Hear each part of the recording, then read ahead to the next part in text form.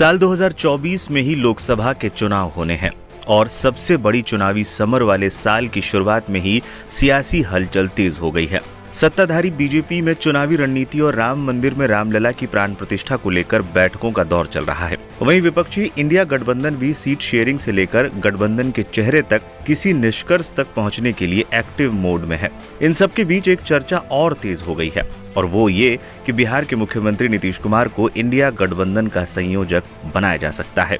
अब नए साल में नीतीश कुमार को इंडिया गठबंधन का संयोजक बनाए जाने की सुगबुगाहट है, तो आखिर क्यों है? क्या नीतीश को संयोजक बनाया जाना जरूरी है या इंडिया गठबंधन की मजबूरी? इस सुगबुगाहट का जनता दल यूनाइटेड में पिछले दिनों हुए नेतृत्व परिवर्तन से क्या कोई कनेक्शन है या फिर आरजेडी और लालू परिवार के साथ नजर आ रही नीतीश की दूरी से कोई कनेक्शन है?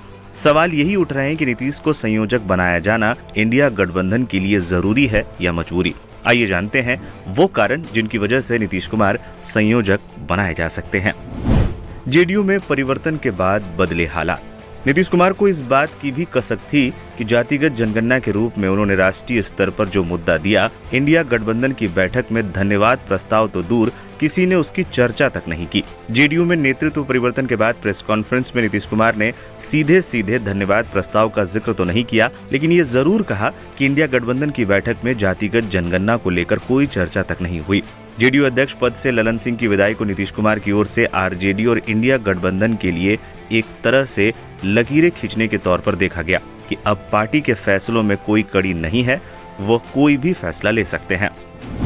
हिंदी बेल्ट में नीतीश एक मजबूत चेहरा। इंडिया गठबंधन के सामने सबसे मुश्किल चुनौती हिंदी बेल्ट, खासकर यूपी, बिहार जैसे राज्यों में बीजेपी की मजबूत चुनौती से निपटना है। कांग्रेस इन राज्यों में बीजेपी को अकेले चुनौती देने के हालात में नजर नहीं आ रही है। इंडिया गठबंधन में हिंदी बेल्ट से नीतीश एक मजबूत चेहरा है। भ्रष्टाचार को लेकर भी बीजेपी विपक्ष पर हमलावर रही है। ऐसे में भ्रष्टाचार को लेकर सियासी वार से निपटने के लिए लंबे राजनीतिक सफर में बेदाग नीतीश का दामन इंडिया गठबंधन के लिए एक उम्मीद हो सकता है। गठबंधन के गणित में माहिर है नीतीश कुमार।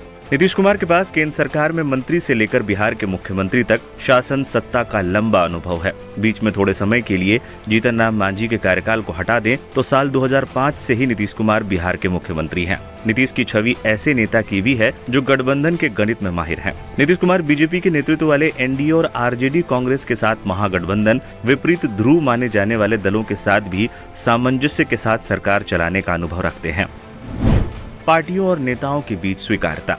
नीतीश कुमार ने विपक्षी गठबंधन की नींव रखने के लिए पटना से दिल्ली और लखनऊ, कोलकाता से चेन्नई तक एक कर दिया था। ममता बनर्जी, अरविंद केजरीवाल जैसे नेता अगर कांग्रेस के साथ एक छतरी तले आने को तैयार हुए तो इसके लिए नीतीश कुमार के रणनीतिक कौशल को ही श्रेय दिया गया। नीतीश की स्वीकार्यता इंडिया गठबंधन में शामिल दल ही नहीं, ऐसे दलों में भी है जो इस समय इस गठबंधन का अंग नहीं है। नीतीश को संयोजक बनाया जाना इंडिया गठबंधन के लिए जरूरत पड़ने पर भविष्य की विस्तार योजना के लिहाज से भी मुफीद माना जा रहा है।